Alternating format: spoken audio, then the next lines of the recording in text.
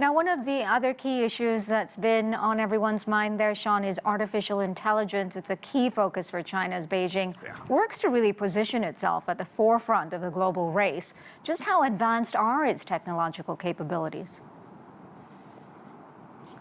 Very advanced, and I think that the Silicon Valley area of the United States really got a wake-up call when DeepSeek came out for a fraction of the cost that NVIDIA produces. Its high-tech chips came out, and it has been hit the market with a great deal of power, and people across the world are using this. It's very simple to use, and everybody's talking about DeepSeek, and everybody's talking about AI. AI really is going to be the future. They're trying to work it into every nook and cranny of so many businesses, everything obviously from manufacturing, but also healthcare. They believe that AI can be the kind of tool that can actually predict diseases and predict occurrences that are going to be a problem down the road. So it's very fascinating to hear about the way AI is going to get a lot of funding from the government, a lot of private funding as well, and they're trying to get the brightest minds, not only in this country, but others to come here and focus on that. And joining us now to help discuss how this year's two sessions wrapped up is Einar Tangen.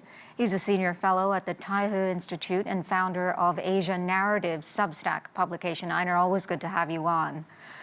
What are some of the key challenges that legislators went into the two sessions with that they were hoping to resolve, and what actions will they be taking to achieve some of those goals?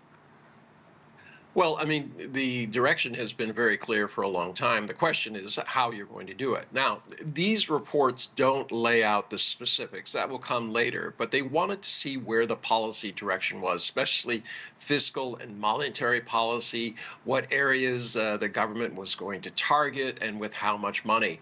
And they've got those answers. And as you pointed out, and Sean said, they're now fanning out across the nation to go and tell their constituents exactly what the plan is. Einar, how different is this plan compared to the previous five-year plan? Well, I mean, they increased the amount of debt they're willing to add on by one full percentage point. That's quite a bit, and they've addressed things very soberly. The language was very straightforward. They just said, "Look, we have some headwinds. This is what we intend to do." It was all about instilling confidence. You'll note that there was, no running around in circles screaming, "Oh, what are we going to do about Donald Trump?" They just said, "Listen, whatever happens outside of China, we can't control, but we can control what happens inside." So, they have planning. They have transparency and accountability. Well, imagine the United States if every year they had to do a report card on exactly what they said they were going to do and account whether or not they actually did it. And then how important do you think independence from the U.S. is, particularly at a time when we are dealing with tariff tensions? Well, this is the thing. I mean, throughout the entire event, everybody who spoke talked about this. We are open to the United States. We would like to have some sort of ability to deal with things on a rational basis. But they also said, look, if you want to fight, we have no choice. We will fight back, and we will not give in. There's a sense that Donald Trump is a bully, and the only way you can deal with a bully is to stand up to them. And then on the economic front, deflation is still a big concern. So what resolutions have been put forward to help resolve that, making consumers feel more confident to spend? Well, I mean, it's all about confidence. Last year, if you looked at disposable income, it went up by 5%. In addition to that, the savings rate for just for wages was 45%. In the U.S., it was only 2% for increase in disposable income, and that was very, very, it was at the higher end that the disposable income went to. It was not a lower end where people were really hurting. And then savings rates, just a fraction of that, less than 5%. So you have very, very different types of economies. China's trying to open up their, consumer markets, get people more confident. And this was aimed at doing that. They really wanted to highlight all the things that Sean talked about in terms of efficiency and also technological innovation. These all play very well. It doesn't hurt that they had a massive blockbuster movie come out over the holidays, and that DeepSeek is there, and that NEVs are doing well. Even the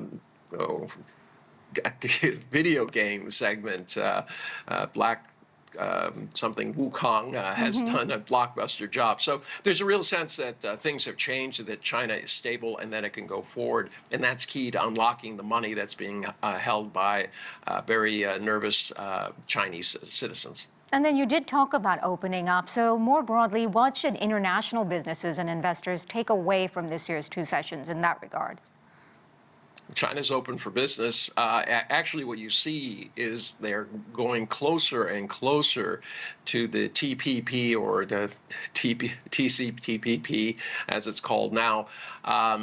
This is a very large trade bloc. China has indicated it would like to join. It's getting rid of these negative lists. It's opening up the ability to be just regarded international. If you're an international company, you come to China, you're just a regular company, including the ability to bid on government contracts. So they're moving towards integrating with the international economic situation, whereas the U.S. seems to be moving away from it. And Einar, final question for you. AI was obviously a key focus that's on the back of DeepSeek. A state-backed fund to support AI and tech innovation was announced. What are the key priorities, and what are some of the challenges that are posed, do you think?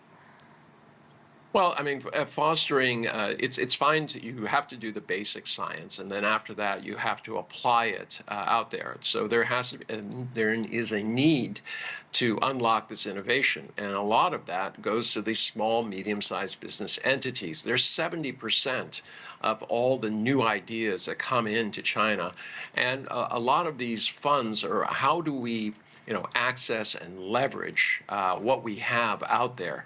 I mean, the United States has 60% of the people who can read at a 6th grade level. And in China, if you take the same group of people, it's 99.8% if they're under 30. These are people who are ready. China has 7 times the number of engineers, especially in software. So they are looking to say, okay, how do we go to the next step? How do we make these DeepSeek, et cetera? How do we take AI and make it into something that is more efficient, that helps people's lives, and increases productivity? All right, Einar Tangen, thank you so much for your insight. Thank you.